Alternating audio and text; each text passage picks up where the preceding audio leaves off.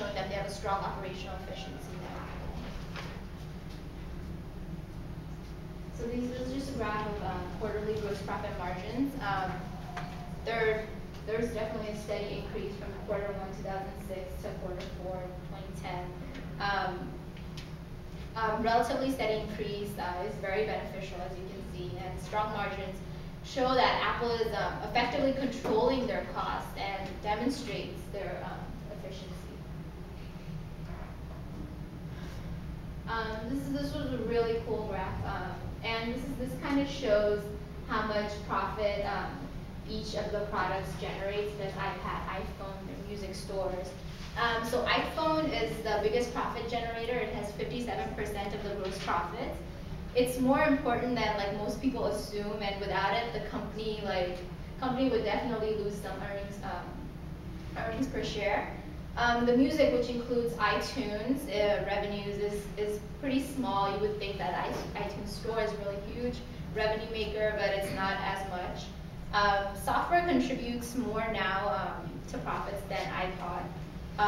This is completely under everyone's radar, but Apple's software business has been growing, and with 80% gross margins. That is tremendous. It's just a big part of the profit picture, I would say. And iPad margins are lower than the iPhone because iPad has just currently been introduced into the market, iPad 1 and iPad 2. But Apple feels like soon the shares of iPhone are going to die down and iPads are just going to skyrocket. I mean, they're not their biggest product, big profit maker yet, but they're like, analysts are saying that soon it will be one of their biggest products. So that was just kind of some of the trends on gross profit. So next I want to talk about operating profit margin, which is also known as EBIT, earnings before interest and taxes. The operating profit margin looks at earnings before interest and taxes as a percentage of sales. So operating profit margin allows us to see the overall efficiency of Apple, incorporating all the expenses of ordinary and daily business activities. So operating profit margin is around 30% on iPhones. And within the industry, most of these handset makers struggle to turn a profit or even reach operating margins of even 10%. Operating leverage. So Apple definitely does have operating leverage. It's just a factor of how many sales a business makes. For example, a business that makes few sales, with each sale providing a very high gross margin, is said to be highly leveraged. And as the volume of sales in a business increases, each sale contributes less to the fixed cost and more to profitability. And analysts say that sales will increase 35% by the end of this fiscal year. And that's definitely thanks to the popularity of iPads and iPhone. And so earnings before interest, taxes, depreciation, and amortization. So operating profit before depreciation is said to be around 19 billion, which is higher than most competitors in the industry. High earnings are because due to the sales of iPads just taking off sharply, and so smartphone users are set to double in 2011. So Apple's also pushed into some TV ads and like Apple TV and things like that. Those could also become some new sources of growth for Apple. And moreover, I think Apple products, they just really work well together. If one person buys one Apple product, they're more likely to buy, other Apple gadgets, sooner or later, because the products are just very, very friendly to use. Like you can see, just between like the 6 of us, we have so many Apple products. So it's definitely going to be brightening for Apple. Yeah, to thank you, Krishna, but just to agree on what she said, that I was one of the people that resisted Apple for the longest time until the iPod came out and started going in, and I took my PC a couple months ago and we got that MacBook. So looking at this graph here, it's a very simple graph, but it's from 2008, 2009, and 2010. And if we remember, since 2002, we've been in a very hard times through the economy and recession. Not to pick on the government, Mr. Sarsfield, and Republican, what they've been doing lately. So it's since 2008. I know it's our fault. I will pick on Intel. We'll buy his Intel. Scott is not here today to buy his Netflix, and I don't want to pick an HP because we haven't seen what's coming after. So if you can see between 2008 and 2010, they doubled their sales. So from 32 million to 65 billion. I'm sorry, not 32. 32 billion to 65 billion dollar, and this is a big jump in 2 years. Looking here at the financial statement for Apple, and I just want to point out again, like what we discussed, or my teammate discussed, that we have no debt here in Apple, so that gives them, a leverage to make money and spend, put their money in the bank and start getting interest on it. We look at the net sales again, 2006, 2010, 19, 24, 37, 42 billion, 65 billion, and their financial statement looks pretty healthy, so they have no problems there. And most of the companies now, computer companies, that they are in debt, they have debt problems. Could I ask you a quick question on that while it's up there? You have an arrow to the point that non-current deferred revenue. What exactly would that be? No, I put the arrow to show that there's no debt. They did not have any long-term debt during the 5 years ended September 2010. That's I'm reading this thing right. They show $5 billion worth of, is that 5 billion? Yeah, $5 billion worth of long-term obligations, which in fact probably looks like the equivalent of capital to me. The 5 billion, 531. See, it's cross-reference to that. Well, it's a long-term obligation. That shouldn't be considered debt. That could be something else. It's a debt owed to them because it's actually, in fact, right, revenue that they have received that they haven't recognized that yet. They haven't picked up or collected. But they collected it. They collected it. Yeah, they just haven't recorded it yet on a P&L. Okay. That's the question. I guess you answered your own question. Okay, so to continue here, it's like their cash flow machine.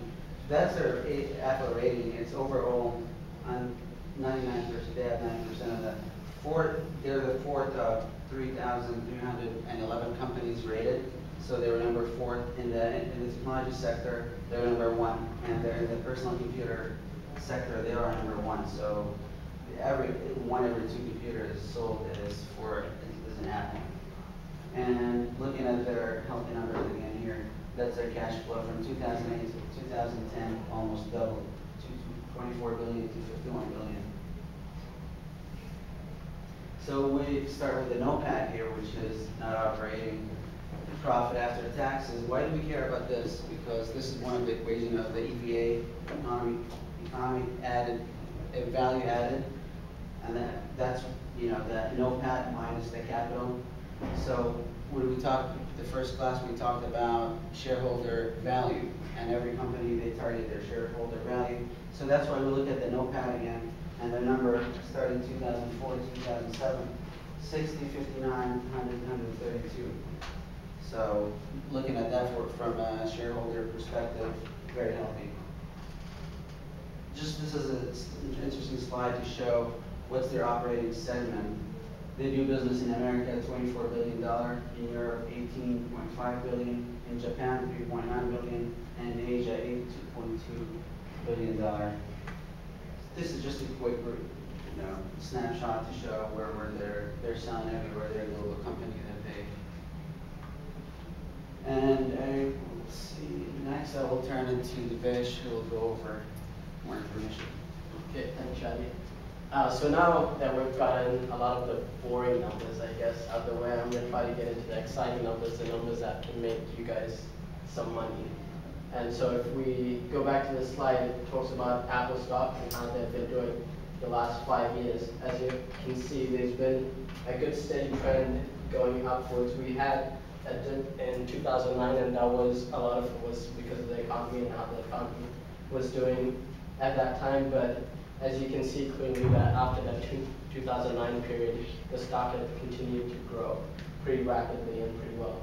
And we also have a dip right towards the end, and we're getting into a kind of a dip all of a sudden. And last week we were trading at 390, but it's dropped down to 373. So within 5 days, it's dropped quite a bit.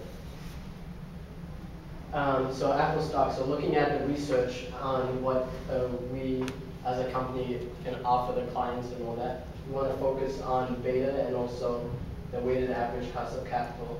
And as you know, beta is very important because beta talks about the riskiness of the business and also how important it is when you are trying to buy or sell stock at that time. And so beta is really important when dealing with stock and how much that you're willing to invest in, how much you want to pull out maybe eventually, or how much you want to hold at that moment in time.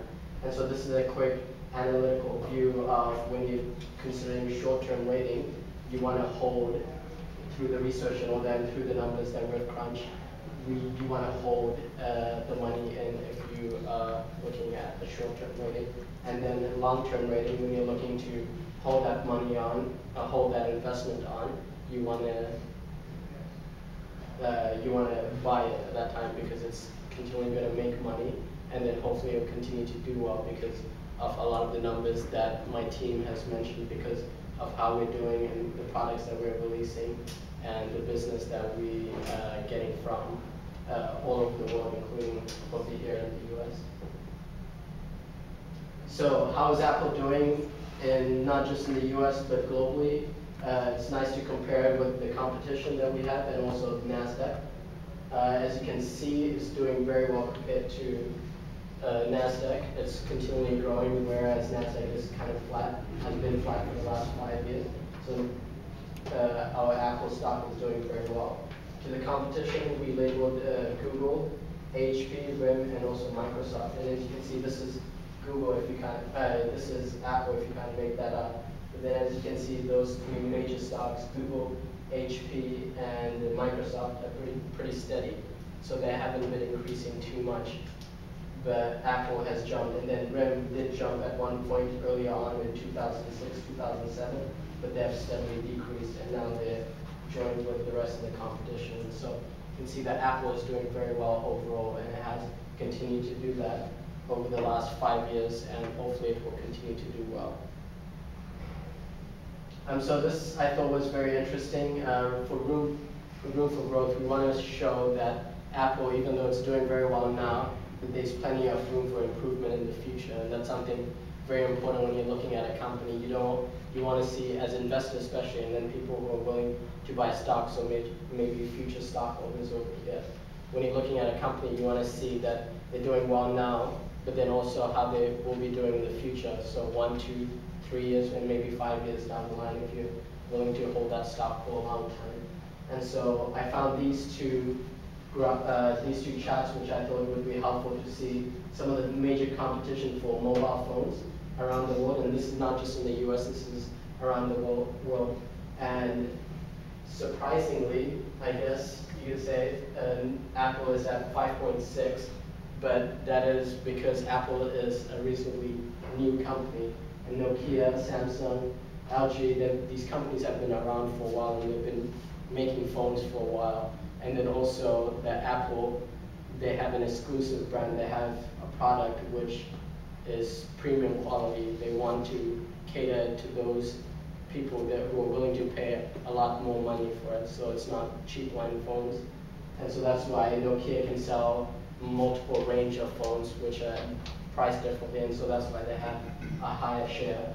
But I know for a fact that Apple will be working hard to improve that share from 5.6 to improve it in the next 5 years. And so it'll be interesting to see where they are in 5 years' time. So this is a good graph kind of explaining Apple's revenue growth over the last 5 years compared to its main competitors. And so you have Microsoft, Google is up there. And so you can see Apple is up here. The growth has been steadily increasing, whereas the other companies are increasing as well, but not as high as the way that Apple is, and their revenue is pretty medium at this point.